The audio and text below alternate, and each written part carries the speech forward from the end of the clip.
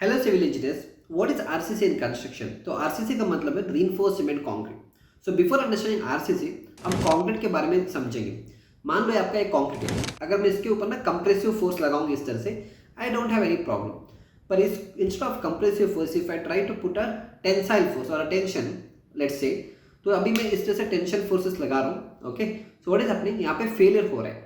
पर जो फेलियर हो रहा है ना, that is not a problem for me, but the way it is failing that is a problem. मतलब अगर मैं इस तरह से फोर्स लगा रहा हूँ तो क्या सडन फेलियर हो रहा है, so that is called as a brittle failure.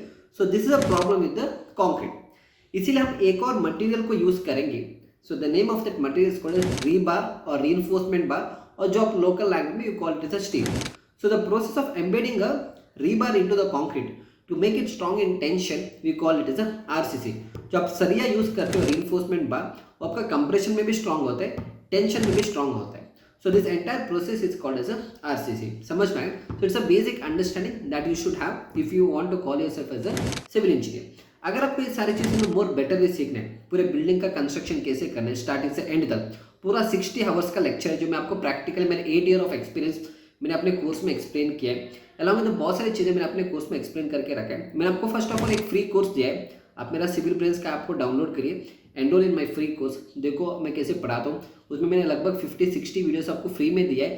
पूरे बिल्डिंग का नॉलेज, थोड़ा बीबीएस का नॉलेज, थोड़ा बिल्डिंग का knowledge. Definitely learn through that lecture and upgrade your knowledge. So I will see you back in the next lecture. Thank you.